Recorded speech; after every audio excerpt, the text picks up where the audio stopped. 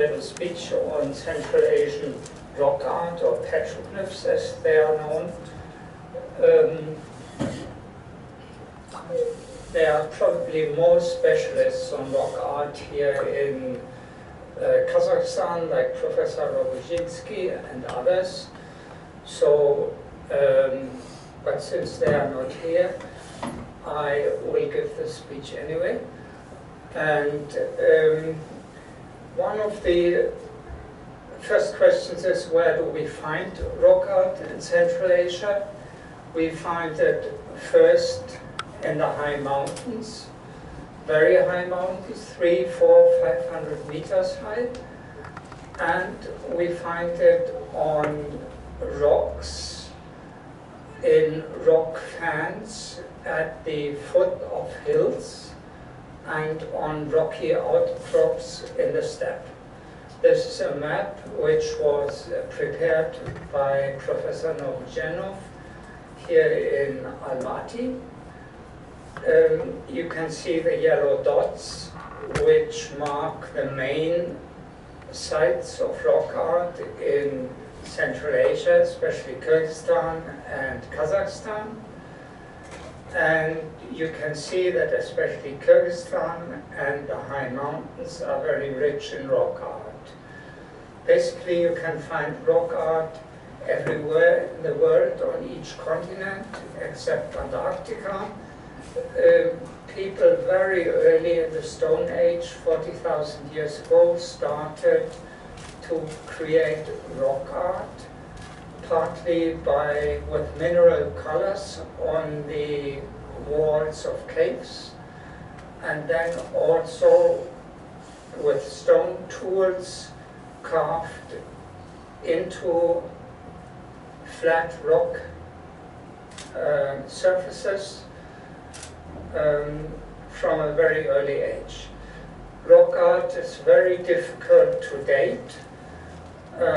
We don't have any carbon dating for rock art, so we can only date rock art by style. And the exact dating is very difficult. The heydays of rock art start about 5,000 years ago in the Neolithicum, towards the end of the Stone Age, and they go all through the Bronze Age. Rock art becomes more scattered and more rare during the Iron Age, because at that time mankind learned how to ride horses very fast. During the Bronze Age, people kept horses for meat. They didn't ride them, or if they ride them, they just sit on them, and they could go a small distance, but they didn't go at any high speed. To ride a horse proficiently, you need, or it's much easier to ride a horse if you have a saddle and if you have stirrups. All these were invented only during the Iron Age, after 900 before Christ. So when people were less mobile, they stayed in one place, and they had plenty of time. In the morning they went out with their cattle, and then they stayed amongst the rocks, and the cattle did what cattle does when it's out on the field. It was munching away the grass, and the shepherds had plenty of time, and they created nice pictures on the rocks. It's oversimplification, but basically they have a lot of time on their hands. So they got the idea, why not spend that time making pictures? And these pictures survived, and these pictures are like photographs of early time. We will see whole families, we will see birth, we will see death, we will see their religious life, their gods, we will see how they mystified animals, created gods out of animals, like the cattle. The bull became a god or a goddess, and the same to goats and other animals. So these rock arts are important. Why are they important today? If you go to Bishkek or if you go into the souvenir shops here in Almaty, you will find plenty of t-shirts and mugs and stickers and whatnot with the rock art of Tangali, with the sun god. The same in Bishkek, you will find the sun god of Saymalutash on stamps, on t-shirts, and so on and so on. So it's relevant to the people today. These old petroglyphs, 4,000 years old, become symbols, national symbols of the modern state of Kyrgyzstan and also of Kazakhstan. Though, of course, it's difficult to draw a direct line between the people who lived 4,000 years ago and the people who live today. People still feel there's a connection, whatever that connection exactly is or was. Then again, I have chosen, perhaps we'll look at the maps first. This is a map of Kyrgyzstan, and you will see this is the Fergana range in Kyrgyzstan. This is the Fergana Valley going down into Uzbekistan, and here you have Osh, and the Fergana range, which is up to nearly 5,000 meters, has a lot of rock art sites. The first one is Saymalutash, and I'll show a few pictures from Saymalutash, where I spent 2 times, each time a few days up in the mountains.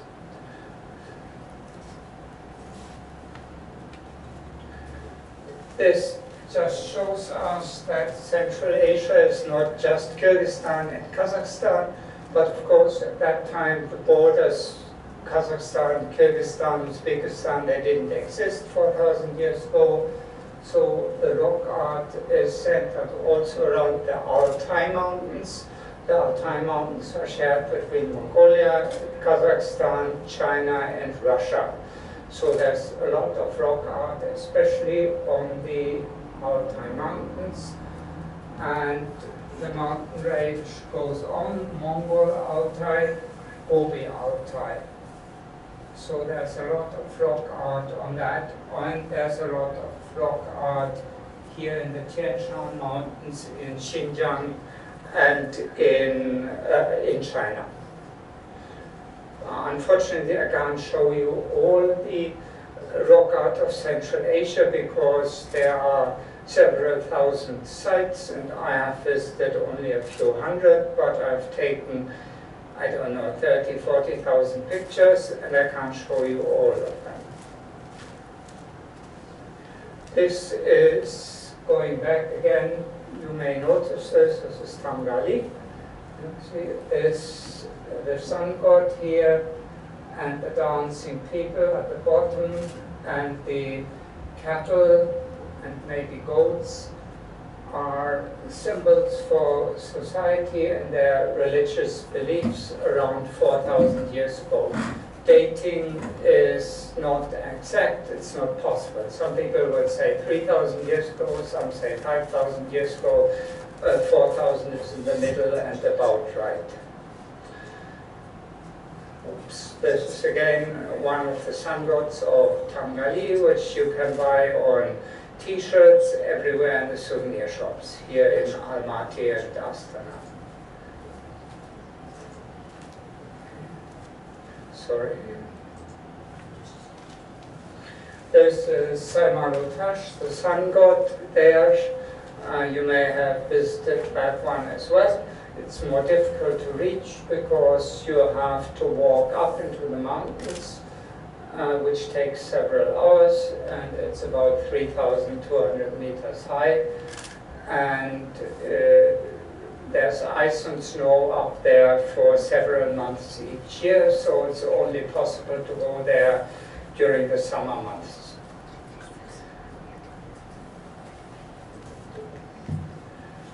Now, we want to write it. I choose the title Zoomorphic and Anthropomorphic Rock Art. I chose the title because there's a close connection between man and animals. Animals were more important for people than today, but of course for the nomads here in Kazakhstan they're still important. Here is a picture from Saima-Lutash. You can see a bull, clearly indicated by the sex, and you see that the bull has horns that form like a sun. It's like a disc, like holding a disc. And there's a dot in the middle of that disc. So there seems to be a possible connection with the sun cult in the early Bronze Age. You know that the bull, the cow, is still a holy animal in India amongst the Hindus. And it certainly was during the Bronze Age in Kyrgyzstan. You also see a symbol which you see very often. It's called spectacles. It consists of two circles. There's a second circle here, not very well visible, and there's a straight line connecting these circles. We do not know the exact meaning of these spectacles, but there are hundreds and thousands of them on the rocks of Central Asia. One of the mysteries of rock art. Here again, there's a connection between animal and man. You can see the bulls, this time with a different sort of horns, very, very long horns, and a oversimplified chariot or wagon drawn by the bulls, and the man leading the bulls and the wagon. At the bottom you see two sun-like figures. They have a sun hat and they have a human body with two legs. So it's probably not a coincidence that these two pictures from Saima-Lutash were drawn very close to each other. You see the holy cow or the holy bull, and you see the sun god close to each other. And as you have seen in the last picture, there's a connection between the bull, which has a sun-like horn, and the sun cult. This is another famous picture from Saima-Lutash. You see many, many bulls or cows. We can't see in this case which of the two. They may also be goats, because as you see they have a beard here, which normally connects them with a goat. But I'm not sure if these are goats or if these are cows or cattle. Again, if you read books on the topic, the one archaeologist will say it's goats, and the next one will say it's bulls. Also, the chariot, the wagon, is reduced to two wheels, which again leads to the interpretation that maybe it isn't a wagon, it is a plow. So there are two opinions on these. One say it's a plow, plowing the land. The other one say it's a wagon. I cannot tell you which of the two it is. Here again you have the spectacles, which is a typical but not fully explainable symbol in Central Asian rock art. Here's again the person who leads the cart or chariot. Also typical for that time, the hairstyle, probably 3 pigtails on the back of the head, which was common at that time. Then he may be wearing a stick, we don't know. And the cart or wagon is partly destroyed or flaked off. This is a picture from Kulcabasi, which is also not very far from Almaty, west of Tangali. And you see a bull, a very big, long bull with 4 legs and very, very long horns going up there. It's also typical that the horns of the bull are extremely long, are naturally long. And you see 2 people dancing with each other. You see the 2 people, raised hands and dancing. Probably it's a ritual dance in connection with a bull cult. You see many of these dancing people also in Saimalutash. There's not 1 or 2, but there are hundreds of them.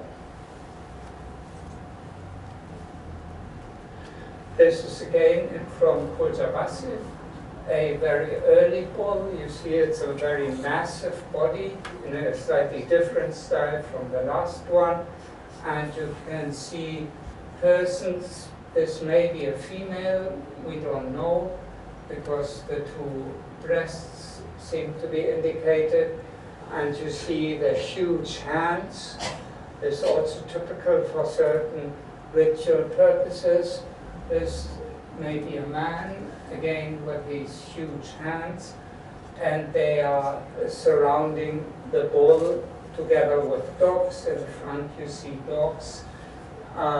It may be a bull worship, it may be a bull hunt. The hunter at the very left side has probably been added later because it is in a different style.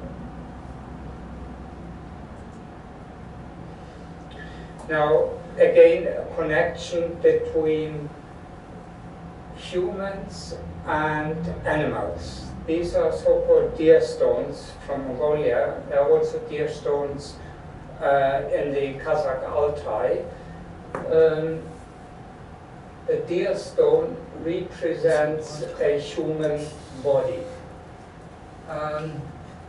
There's always like a sun-like symbol on the top, and then there's a necklace which represents the neck, and the main body is covered with deers, mainly with deers, in some very rare cases also horses and other animals.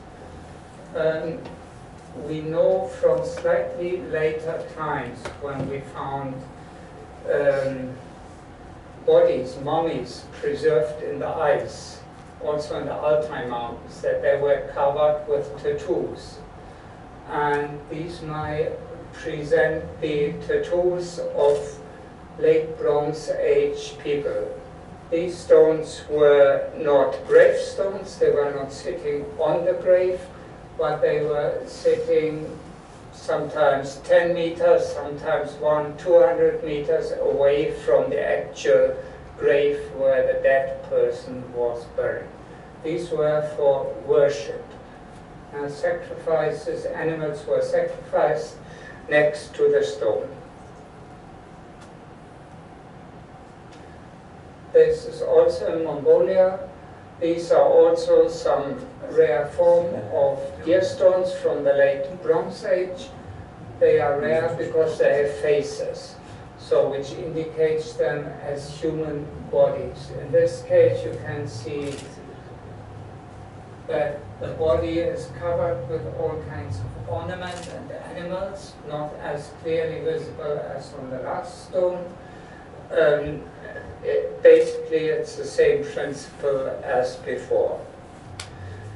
You find the same deers also on rock faces. So there's a clear connection between petroglyphs on rocks, on mountains, and petroglyphs on deer stones on anthropomorphic figures. They have a very typical style. You can see the antlers, which are like kind of cloud-like structure stretching all over the body of the deer. Very typical style. This is also from Mongolia, again a large deer which is nearly 2 meters long with a very, very long antlers. And the scenes below, you see a deer hunt here. And you see a deer with lots of arrows sticking out of it. So the deer should be nearly dead by now. And you see hunters with bow and arrows everywhere and dogs. But this scene is much older than this scene. The deer was superimposed towards the end of the Bronze Age, 1,000 years after the other scene.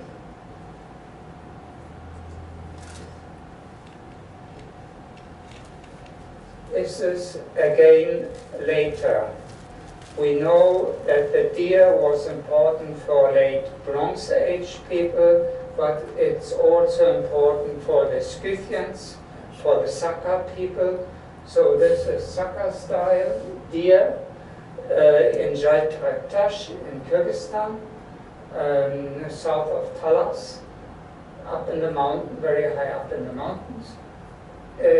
So this is early Iron Age, Saka style, and you see the antlers forming a sun on the top.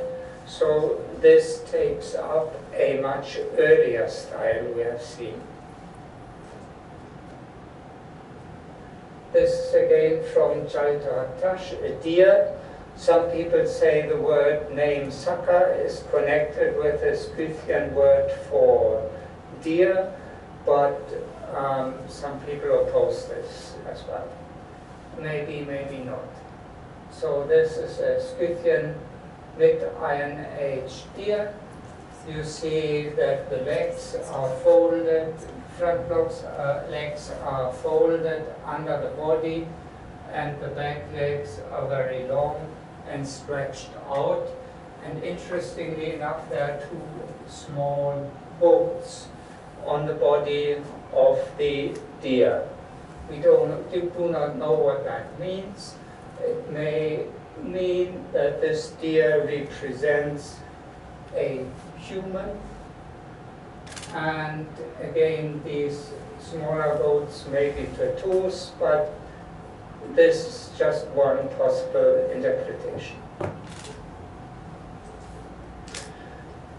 This is from a mummy, from an ice core gun found by the Russians directly at the Chinese border. So it's only like a couple of 100 meters away from the border with China.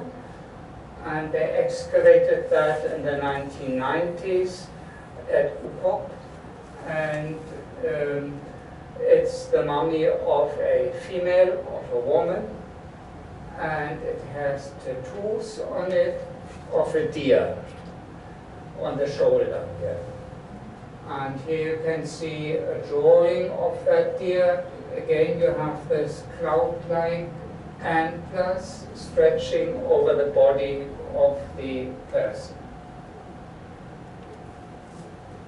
It's very difficult to excavate these kurgans because the locals, this belongs to the Republic of Tuva, are opposed to it because they think it's their ancestors and they don't want the graves of their ancestors disturbed. At the same time, we have climate change, So these ice corals are melting, and that also means that the bodies are disappearing.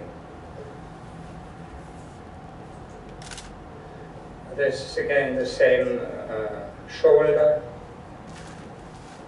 Skip that. Okay, and this is in Kazakhstan, north of here at Yeshtiolmes. In the mountains, these are Scythian griffins, large birds, like eagles.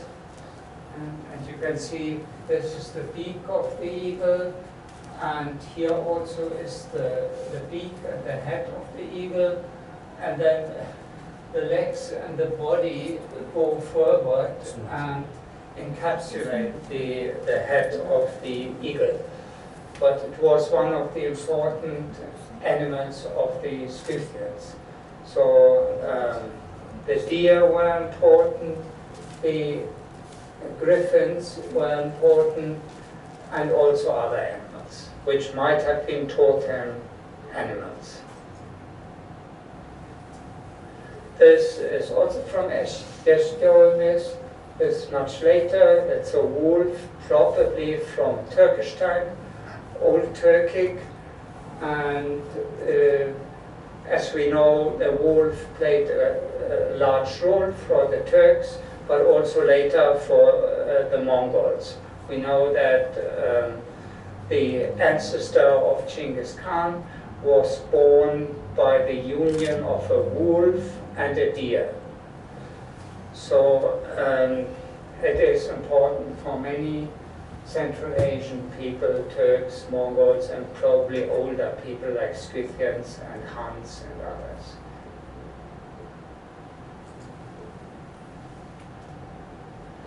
This is another old Turkish stone near Kochkor in Kyrgyzstan.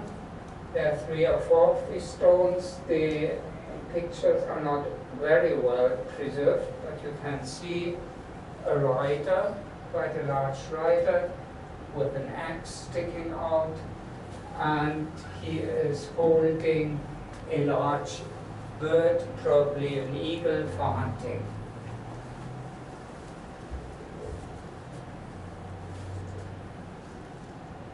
And same again. This again is Old Turkic. This is from Saymalutash. We find many pictures of Old Turkic riders with banners. So they are holding a large banner. This is also typical for Turkic petroglyphs. This is from Mongolia, and Old Turkic Kritigin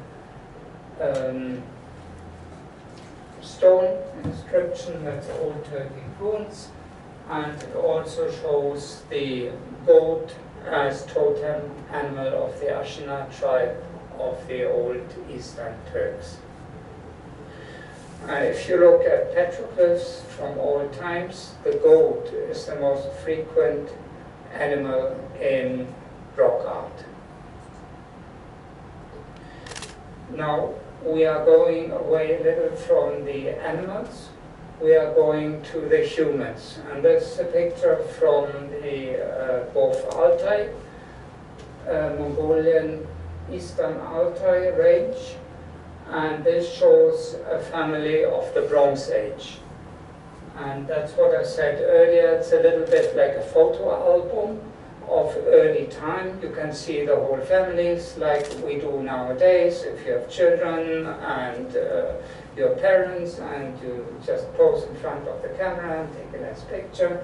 Well, they didn't have cameras at that time, but they had stone tools and they could try to recreate the scene here on the rocks. Here you can see a woman probably giving birth. That's also a frequent scene. This is a human couple probably making love. So it should be first this, then this. Then you have a small child here, And here you have the grown-up family and one or two children, two children, and so on, and plenty of animals in between. And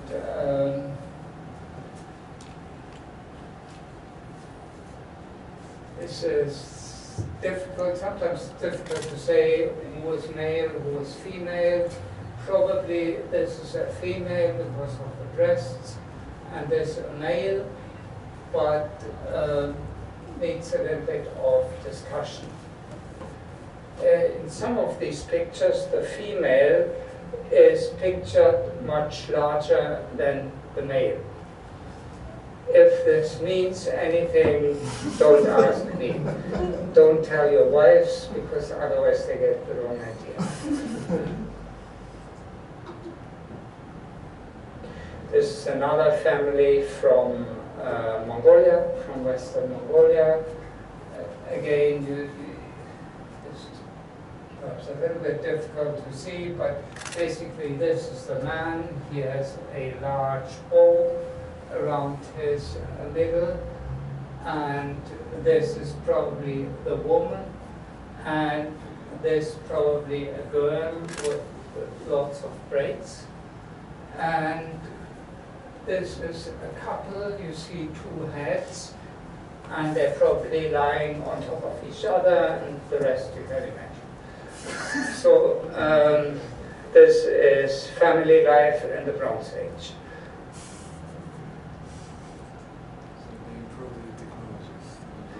This is from Saimalutash, again a couple of the Bronze Age. You can see the female, the vulva, and the male. And again, the female is larger than the male person. Don't ask me why. You again see lots of symbols, including the so-called spectacles. 3 spectacles, or even more. There's a footprint, or what we say is a footprint. We are not sure it's meant as a footprint. People all over the world like to make foot and hand prints, either with mineral colors on the walls of caves or with stone tools on the rock surface. Other lines like this one are not very clear what they mean. So that is Saimalutash. Again, family life. This is the couple again from as a close-up. Male and female are mainly indicated by their sexual organs, and the female has a huge head, which may also be a headdress. We don't know.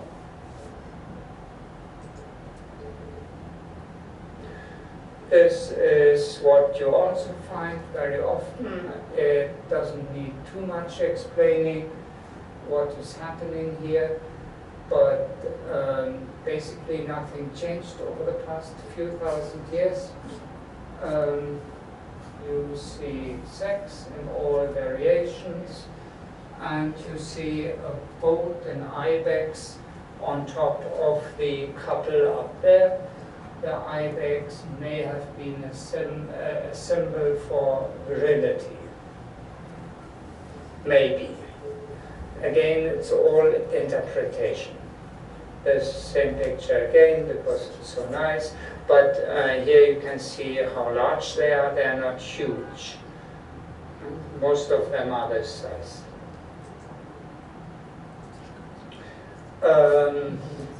Okay, there's more than one couple or 2 couples. I'm not sure what that means, but there are plenty of couples having fun.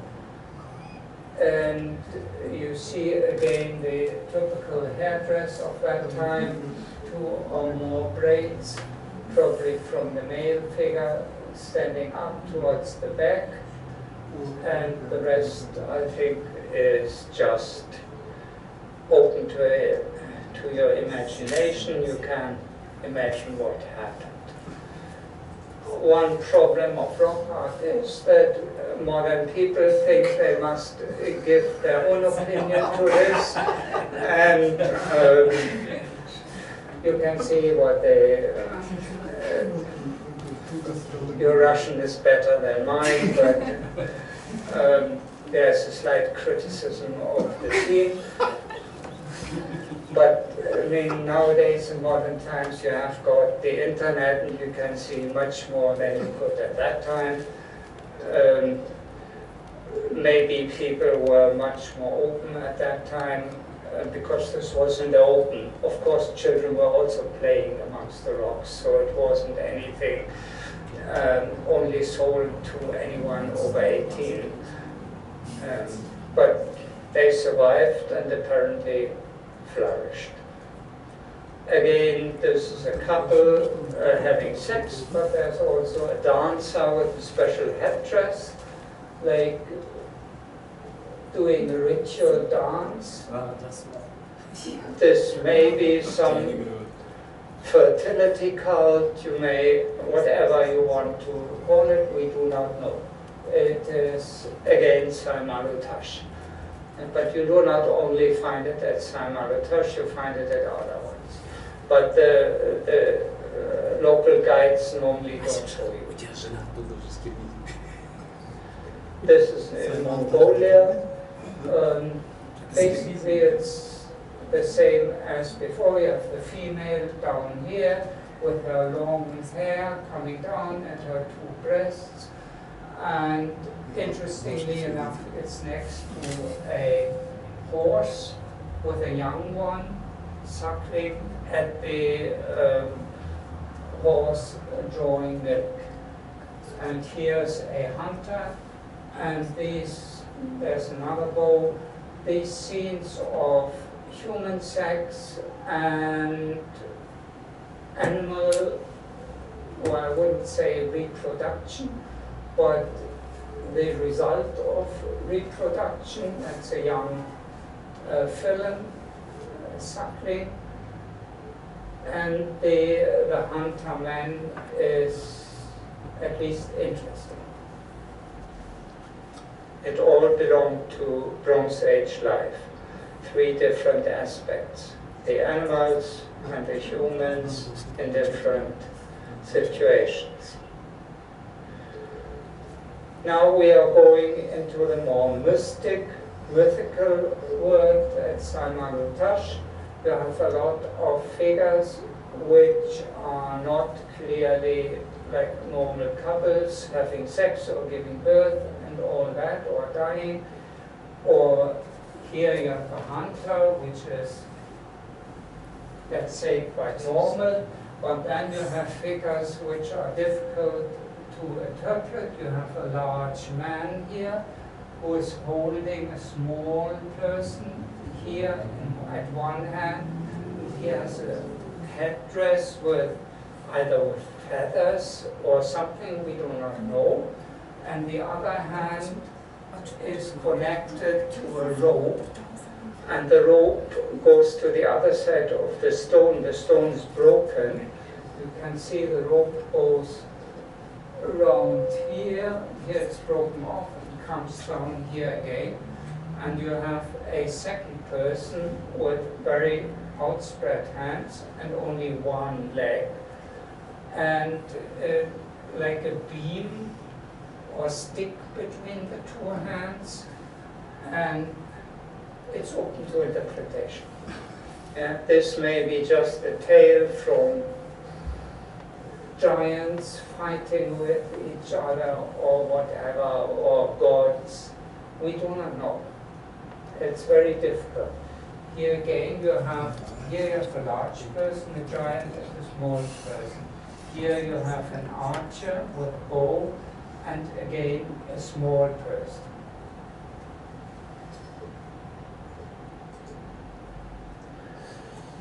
Two dancers, again with special headdress. We do not know what they mean, if they're shamans or whatever. Matter of discussion.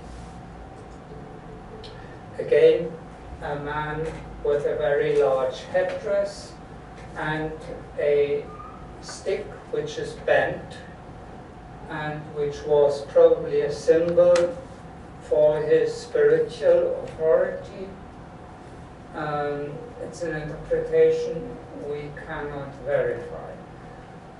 From his mouth there's something like coming out of a very long tongue, but again, this is possible interpretation, we do not know.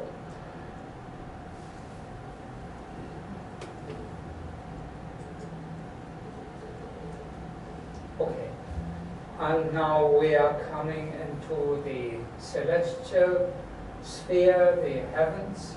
You have human figures here. It's a group of human figures in the rocks, and one is like carrying maybe the heavens, and this one is probably also like the sky with lots of stars.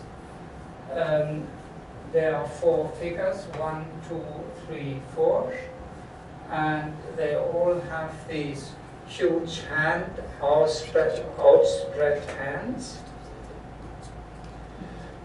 This is more of a close-up. Interpretation is open. This may be either a bow or it may be a kind of a drum held by a shaman. We do not know. Here you can see how easily this rock art deteriorates. There's parts of the pictures flaking off. That happened only during the last few years. Less than 10 years ago, this piece went missing. Of course, they're in the open. Some boats may just run over it, or the weather is very severe. It comes off. The same here.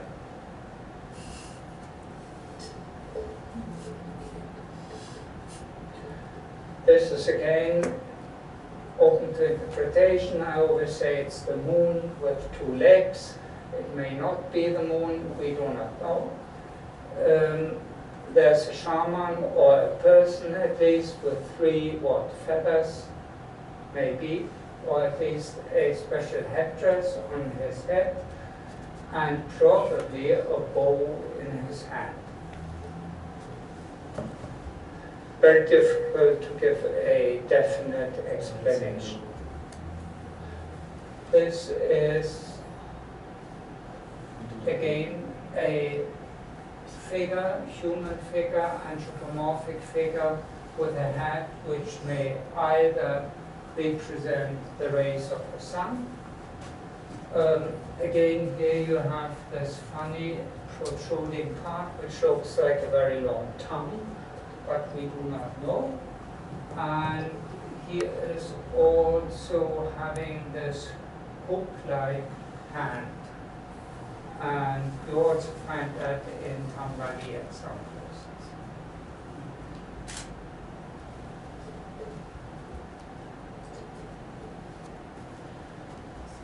This is slightly different. Again, whatever you call it, a shaman, a priest, a human being holding the sun in his hands. In the other pictures, it is mainly like the head of the human person is the sun itself. Here it's very clearly that it is a human person holding the sun in his hands. There's a group again of anthropomorphic figures which we can interpret it as the sun, and then what a star in the middle may be. Again, it's an interpretation we cannot verify. Interesting enough are the animals in the middle here. This is a deer with long antlers. It may be connected with the deer cult. We do not know, it's just one interpretation. And what you see further deers, there's a deer here as well, in other words. Samalutash. This is a scene of dancers in connection with sun-like anthropomorphic figures, as we have seen before. Typical dancing scenes from the Bronze Age, as I said, there are plenty of them. The arms are longer than natural, but we often see like either the horns of the bulls are longer than natural, the antlers of the deer are longer than natural, but also the human hands are often longer than natural.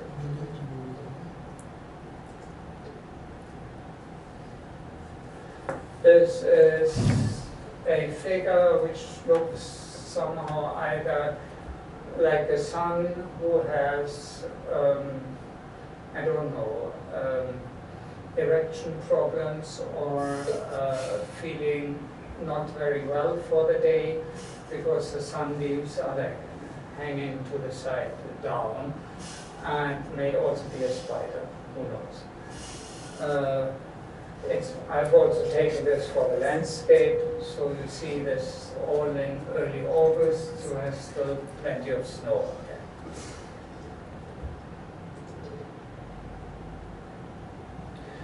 These are a few pictures to show the landscape. This is Saimalutash. And these streams of rocks, the blackish ones, they are the ones who have most of the pictures, because they have so-called desert varnish.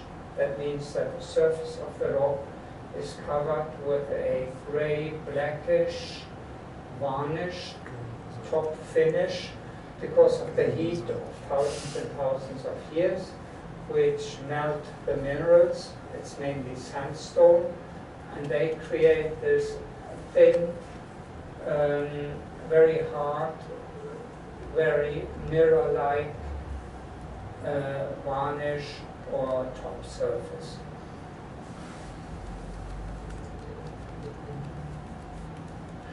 This is Saimalutash 2, so there are two valleys next to each other. The tourists, they normally only go to Saimalutash 1 because they don't have time. They come up in the morning, and then it takes a few hours to get up there, and then they are exhausted, and then they make picnic, and then they find a few stones to make pictures, and then they don't have the time to go over the ridge, which is 3,600, 700 meters high, and on the other side is Saimalutash 2. So if you go there, take your tent or organize something and stay up there for a week at least, because there are so many rocks. This is the view in Saimalutash 2. Saimalutash 1 is on the other side of the ridge. Here you have two camels. Mostly the pictures of camels are later than the ones of the bulls. Normally it's first the bulls, then the horses, and at last the camels, which appear in the pictures. Here you have a camel with a long, long snake-like neck, which is also typical. I told you before, the antlers of the deer are mostly too long, and the hands of the dancers are normally too long, and here it is the neck of the camel, which is too long. These are two dogs, or no, not two dogs, 4 dogs probably. The one looking very fierce here with his open mouth, and if this animal is actually a dog or a goat, I cannot tell. Again, that is Saimalutash 2.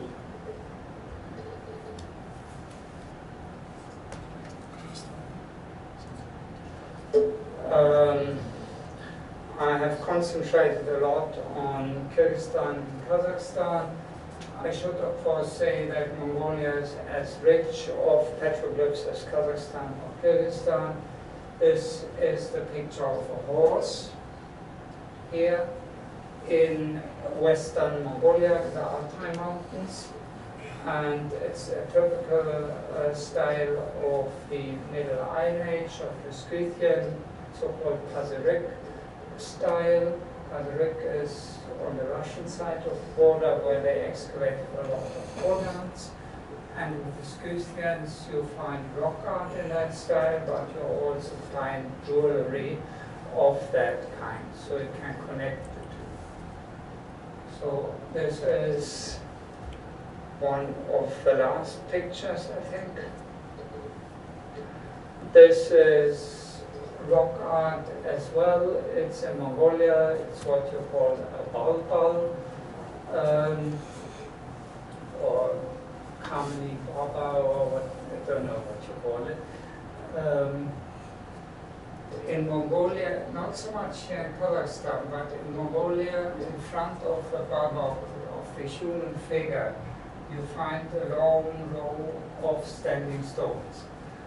And we know from the Chinese sources, they had also noticed this, and they say it is the number of the slain animals, not animals, enemies, and maybe slaves of that person. So if he has 100, this stretches a long way. If he has 100 stones, then he had 100 slaves. Difficult to verify. Again, like in the, with the deer stones, you have an altar next to the deer stone where they sacrificed animals, and the grave with the dead person is normally 50, 100 meters away. So these human-like figures are not sitting like tombstones on the actual grave. So this is actually the last picture. It's 5 to 4, sorry. But, or is this correct? I'm not sure. Just checking the time. Yeah, it's fine. That's correct. Okay. So maybe I'll stop here and take a few questions, if you have any. Sure. Thank you for your well-prepared presentation. As for people who have common understanding like me, and for the experts who attend here and on the Zoom, I believe you present us an invaluable photos that we managed to see thanks to you without going there, without all these efforts. So I believe it will be a great contribution also to the general from knowledge to the experts' opinions and interpretation. As we know that all of these drawings open to interpretation. I have one question, actually a couple of them, but these photographs, when we look at them, do we see any concentration geographically, or they're spread out in Kazakhstan, Kyrgyzstan, Mongolia, some parts in other parts of Central Asia? They are mainly spread, I don't know how to go back to the first map. It may take very long, perhaps not.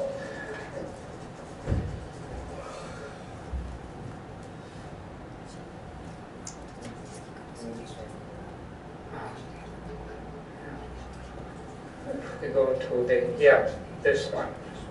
Yeah, you can see the concentration. Here in the open steppes, there's hardly any petroglyphs. They are mainly along the mountains, mountain ridges, or rocky outcrops. There are a few in the steppes, but it needs rocks. It needs the right kind of rock. And that is not available everywhere. You can see this is going towards Tajikistan. There are large concentrations along the, this is Issyk north sides of the physical lake, and these are only the main sites. So it's not evenly distributed. But rock art also stretches into Siberia. You find it on rocks along the Amur River, especially along the rivers, because the large rivers were important routes where you could travel. I mean, at that time there were no motorways, and the rivers were important for transportation and for moving forward. It was not so easy, especially in Siberia, to go cross-country because there were dense forests and dangerous animals, and it was easier to travel on the rivers, so you find a lot of rock art along the rivers in Siberia. So do we see the rivers since it was in altitude places? Also, we need some mountainous area close by. Yes. So if you have rocks next to the river, then fine. If you don't have them, then you have a problem. Probably Tajikistan has a lot, as you have shown, because some parts are really mountainous, Yeah. and they are the rivers are actually the main source of water in this area, so probably that's why the strong concentration. I have second question, maybe if you can give your share of thoughts on all those deers and bulls we see, their horns have different styles. Like some goes like U-shape, as we know about some goes in different shapes, styles. Is it some sort of styles, drawing them at different styles? Or is it some kind of representation that previously there were other type of horns for those animals?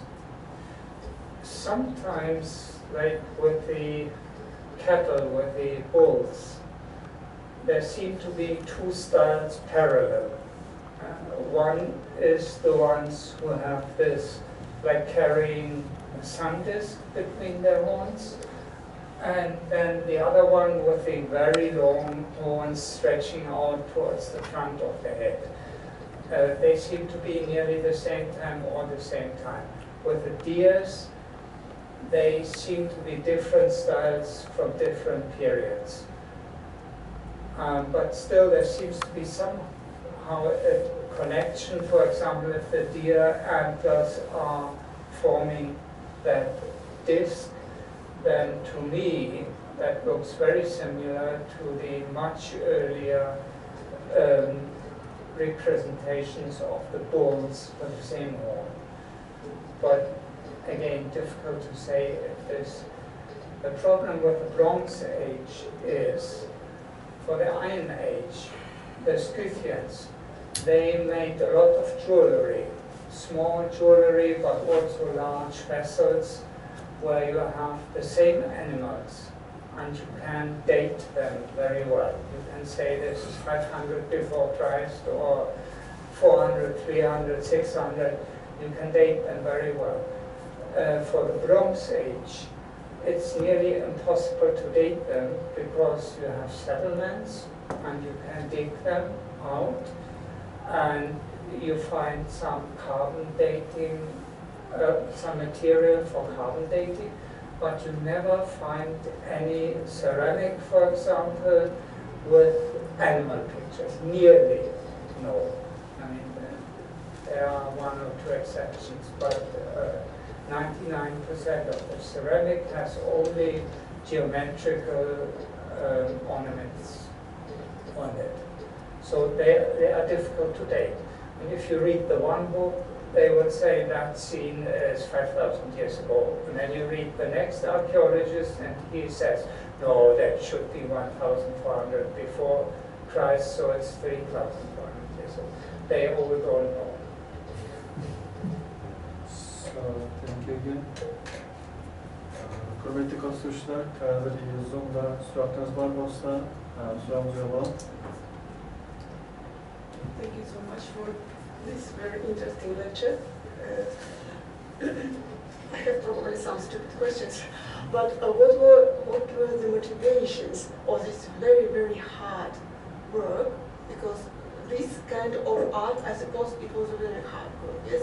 So if we take into consideration, if we do not take into consideration these holy and rituals pictures, some of them looks not familiar pictures, for example. What was the motivation of creating this kind of artifacts? This is my first question. And the second, probably there must be some special people, some professionals who made this kind of stones, this kind of pictures. And my third question is, if we have some unclear situation with the interpretation, can we offer all these photos and scans and pictures to artificial intelligence, and then ask him about another version of this, of the interpretation of these pictures? Thank you.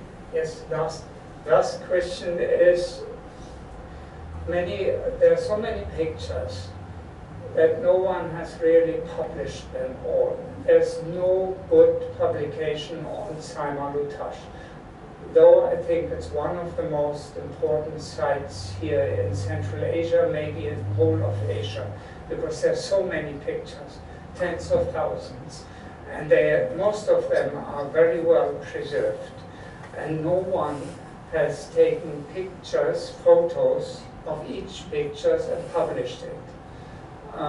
Last year I spent 5 days up in Saymalutash. I also took a lot of pictures, and I plan to publish a book, but I shouldn't publish one book. I should publish 10, 20 books, but who's giving the money? Publishing one book with good photographs costs about 25,000 euros. And unfortunately, I'm not such a rich person. I agree, we should first publish the whole material, and then perhaps we can compare and say, okay, we have nearly the same style here and there, and sometimes you have, people tend to use the same stone surface over 1,000 to 3,000 years. I don't know why. There are so many stones without pictures, and then there's one large stone with hundreds of pictures. Why don't they go to the next stone? We don't know. There seems to be attraction. If we have one stone, we can add, or we can say, no, they were stupid, these people 1,000 years ago. I see it in a different way. And that's what they do. And sometimes the modern pictures overlap the older pictures. And that's when you can say, okay, this picture must be older than that picture, and this style must be older than that style. That is one way of relative dating, but it's not absolute. And then you asked motivation.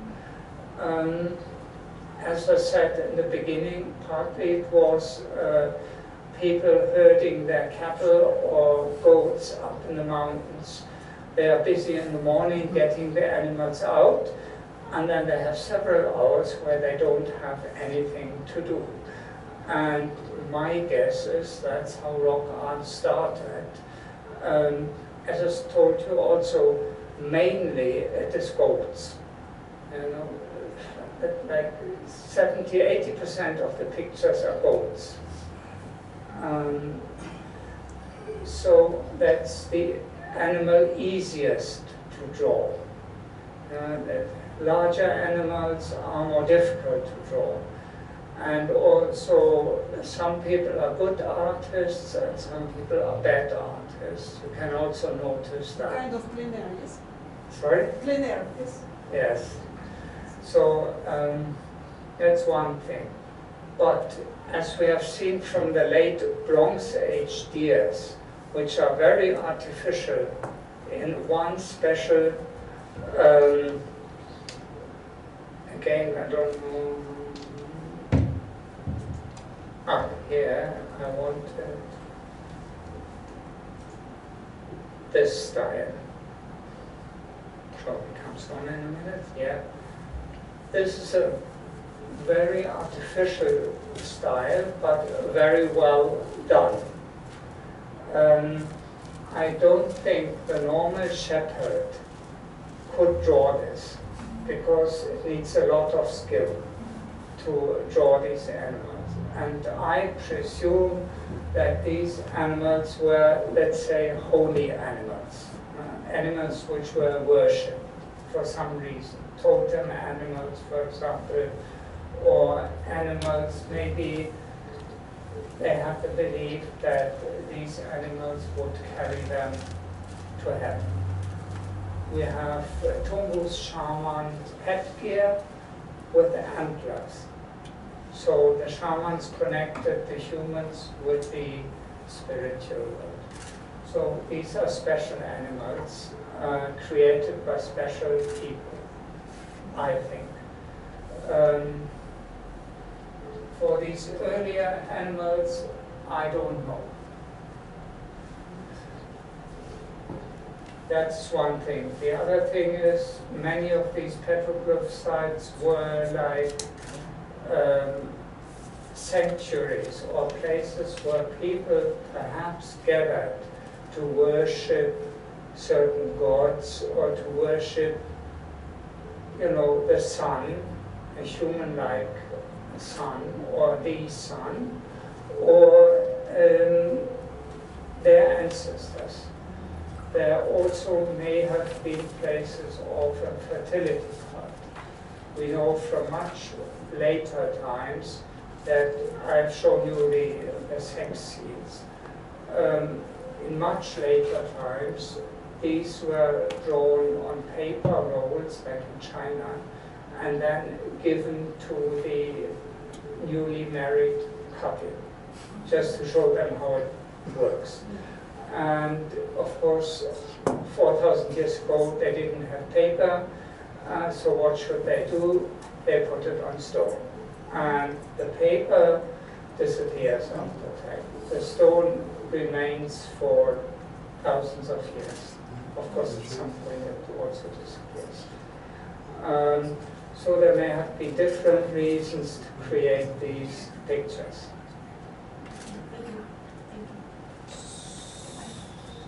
Yeah. So, Thank you very much. Very interesting presentation. I have two questions. First questions regarding the stone tools. What's the differences between the stone tools used in Central Asia? What's the difference used here in Central Asia with the other parts of the world? And well, we are talking next question. First question. We haven't found special tools, but we are talking about mainly Stone Age going into Bronze Age. And metal is soft.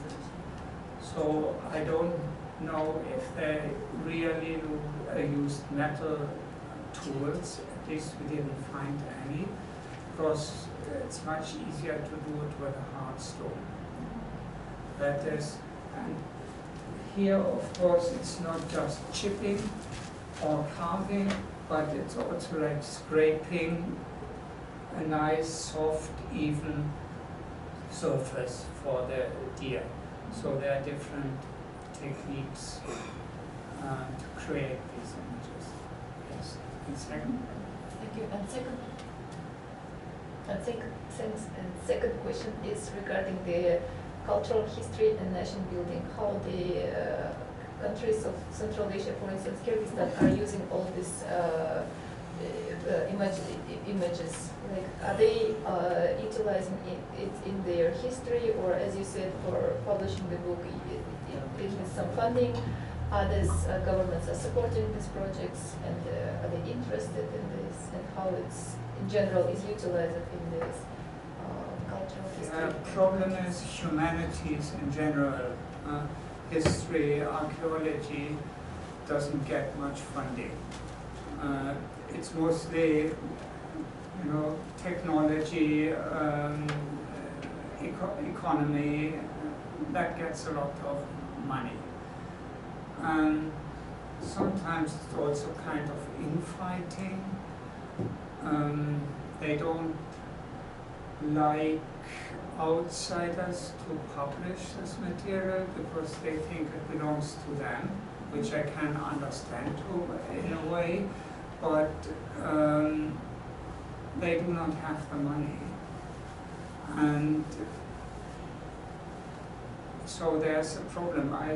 For example, Salman Utash, there was a young woman in her late 20s going up there in 2016 and 17 for several weeks and doing a survey up in Salman Utash and taking lots of photos, but her supervisor, who was an old professor in her 70s, didn't like the idea that that young student, or she was actually not just a young student, but she was a little bit further, would publish anything serious because she thought her name should appear on that. And the young person refused and said, no, it's my book. I have spent several weeks up there. I know the place. You have been up there 50 years ago and not since. And I'm publishing that book. And there's one book on Salman Utash published in 2016, I think. And the professor, published by that young person. And the professor was furious and said she's not allowed to give out this book, and it shouldn't be sold, and it was only a photo album. But anyway, it was like having important material published, and it's extremely rare. I don't have a copy of it. I only have a PDF of it, and it was given to me under the condition that I'm not handing it out to anyone else, because otherwise that professor would kill me or the other person. So there are all kinds of different problems. One is foreigners coming into the country. They have more money, though I'm not a rich person, but I may have a little bit more money than archaeologists in Kyrgyzstan.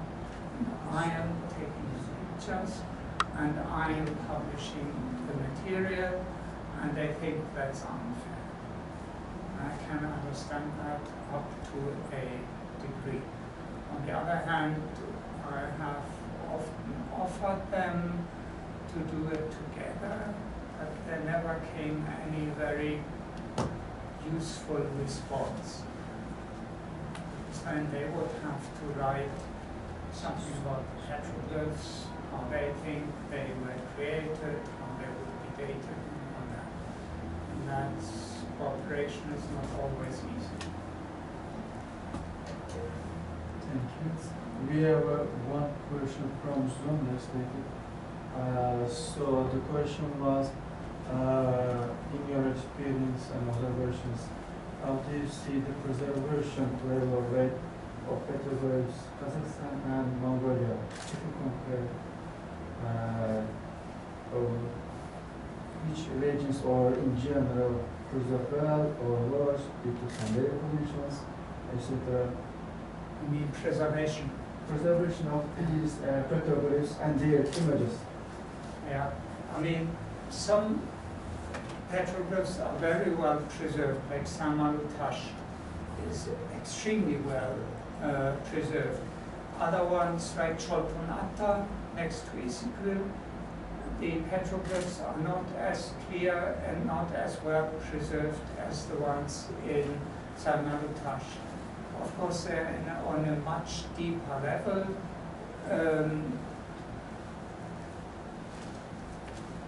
Maybe also they are much more exposed to the heat. If you go to Tangali at this time of the year, you nearly die there because it's so hot. And that also affects the surface of the rock. And partly, I mean, all these petroglyphs are in the open. There's no one looking after them. If someone wants to destroy them, they can. And I have also seen many graffiti on these petroglyphs. I've shown you one at the sex scene where someone had to write a commentary.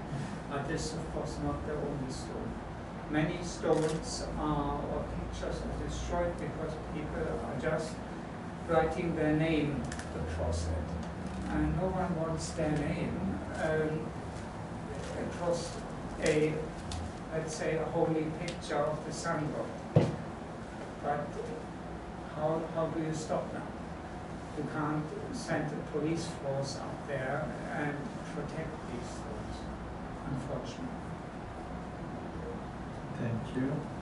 One of our fellow researchers sent his grants to you. He listened to write a book review about one of your books on flying deal and sun gods, first societies and simple treasure art. So, with letting for this message to you, I want to take the next question. I have a question. Thank you very much for the interesting lecture.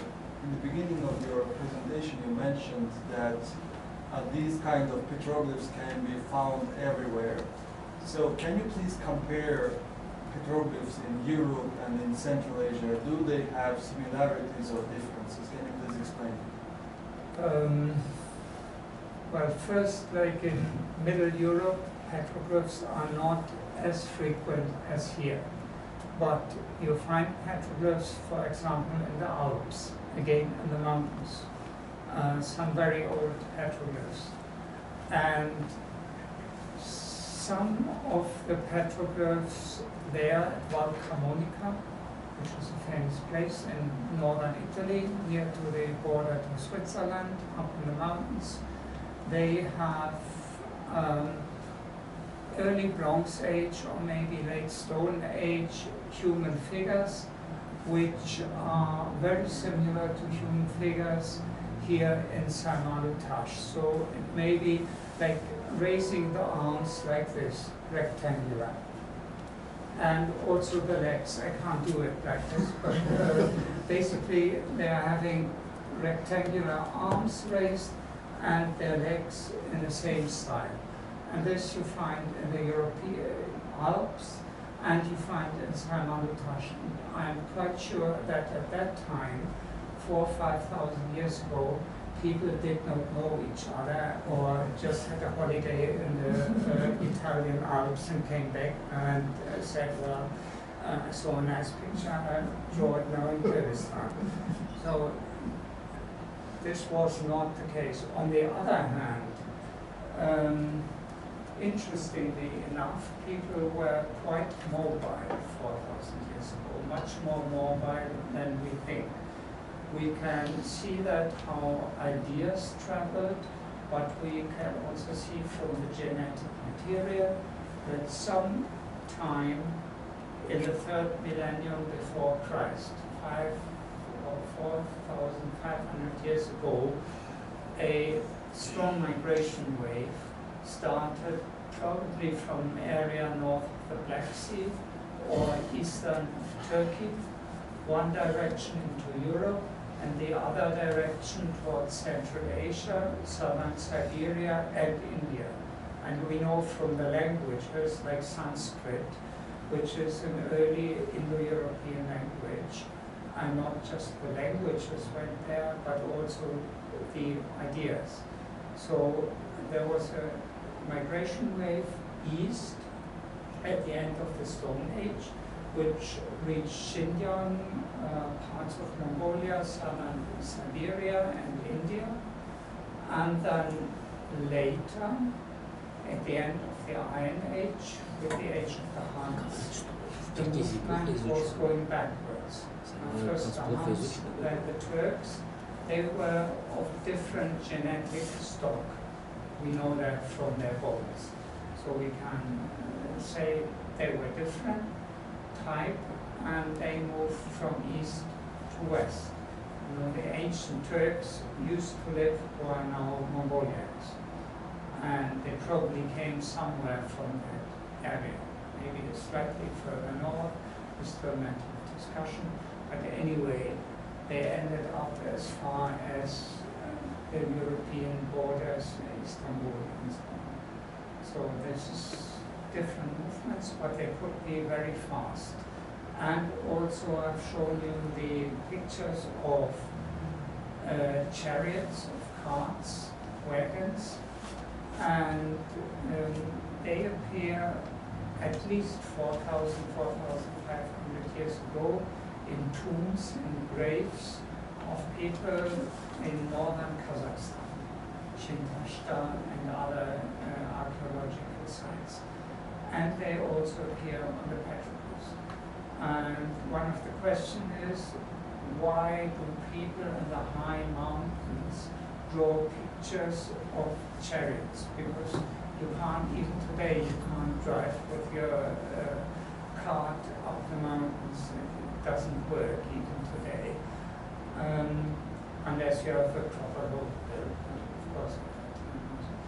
So the idea of like wagons or chariots traveled very fast all over Asia to Mongolia, southern Siberia, and so on. So there was a lot of connection. Thank you for the answer. Do we have any questions? If not, Спасибо большое за презентацию. На русском можно, да, вопрос? Ну, у меня два вопроса. Первое. У нас в Казахстане Тамгалтас считается вдоль и поперек изученным. То есть все рисунки, все камни точно зафиксированы. Есть 3D-тур, видеотур с дронов. То есть в будущем планируют закрыть полностью в ближайшее время. Это будет закрытая зона, туда даже экспедиции людей не будут пускать. Потому что считается, что проникновение людей даже в эти экспедиции может нанести вред. Даже там, если тропы, строго по тропам, но все равно люди отклоняются. И я так понял, что Самгал-Утасы, он, во-первых, не является туристическим объектом. То есть люди туда ходят, но не как у нас, это более-менее организовано, там все закрыто. То есть получается, в Самгал-Утасе там нету точной фиксации. Потому что в Тамгал-Утас почему хотят закрыть? Потому что есть сайт. Есть все социальные сети, все полностью расписано, есть книги, все рисунки полностью можно там ознакомиться. В Самгал-Утасе, насколько понял, такая работа не была проведена. То есть, поэтому туда еще можно проникать, спокойно работать, спокойно это все фиксировать, фотографировать. Это первый вопрос. То есть соотношение Тамгал-Утаса и Амгал-Утас сравнительно. Их состояние и положение, изученности и вообще проникновения, ну, возможность туда пройти и посмотреть. Второе.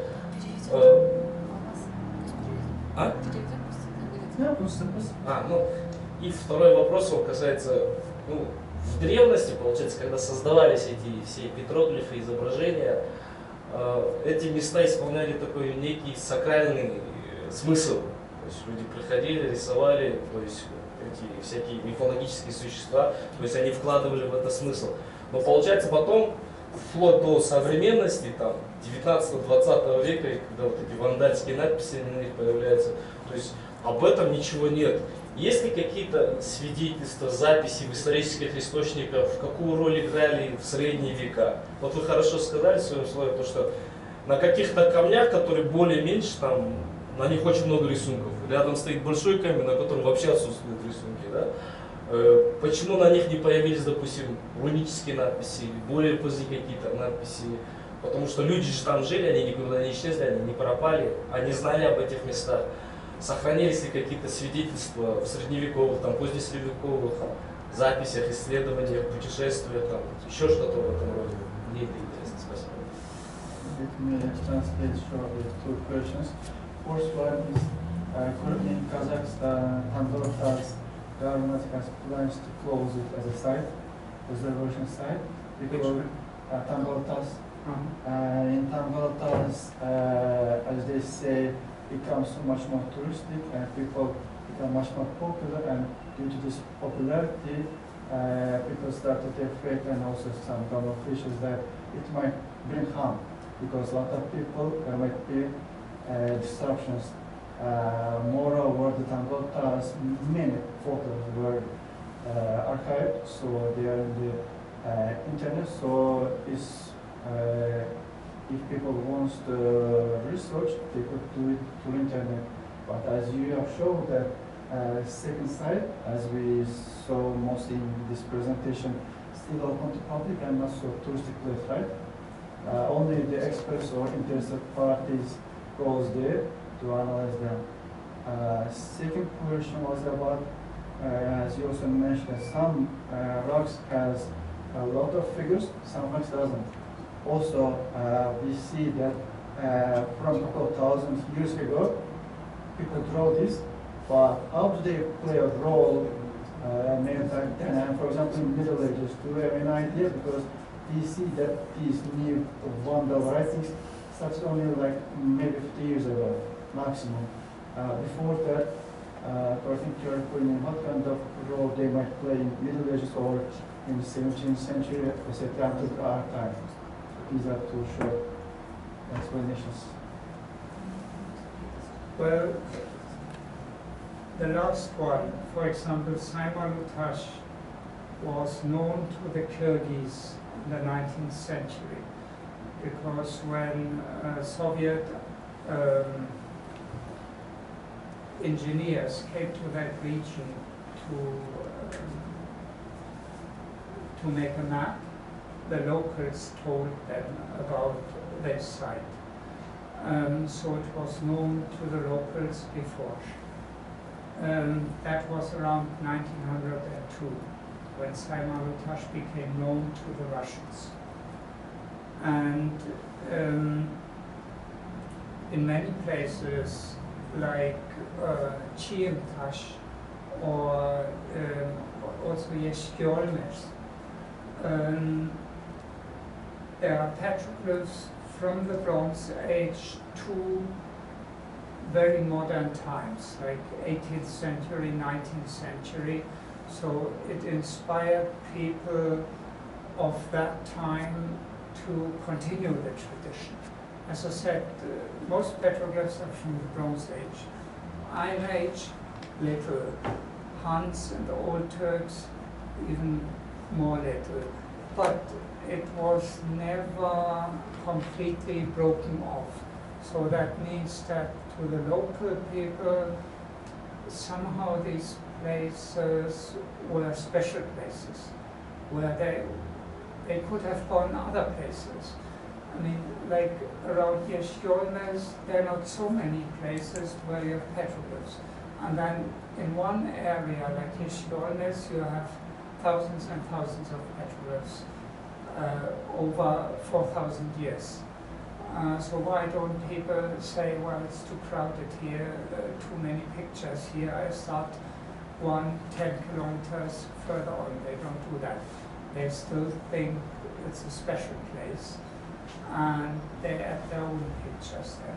And I also have, I mean, I've only shown the bad pictures, the graffitis, but also in Simon Lutash, you have modern pictures of like a guy with a machine gun. You have Soviet time. I hope end of this year my next book will come out and I will show the man with the machine gun. There are also pictures of aeroplanes, for example. So all the modern life is also appearing in Simon Lutash. So I think these places once started as places of pictures, attracted other generations over a very, very long time to add their own ideas. Thank you. Let's take last question and then let's move towards finishing it. Thank you very much. Following all these questions, what is the situation in Simon Lutash now? I mean, do the tourists can visit this place, or is it somehow controlled by the government? Or it's open? Is it preserved somehow? Is there any special laws for these places, or? Well, it is a national park, and rules apply. But as I said, they can't send up a police force there all summer to control things. It's a large area. I went up there first in 2017, and it was much more difficult because you had to go down into the valley and then cross a river. And that river is too strong to cross it on foot, so you need horses. When I came there last year, they had built bridges. So anyone can come there and walk there, and no one controls it. At the other hand, most people are too lazy because it takes several hours to get up there. And unless you have a horse, well, in 2017 we had to have horses. So it was easy. I was just sitting on the back of a horse and the horse was carrying me up. The second time last year, I didn't, well, we had horses to carry our tents and all the stuff. But the nomads wouldn't give us horses for riding. So it takes about, from the road, at least 4 hours up and up and up and up. And then for some time you have to walk on the glacier, on the ice, and you slip all the time. And so it's not like quick progress. And that is a certain barrier. I was up there 5 days. On 1 or 2 days there were tourists up there, and on the other day there was no one. Thank you very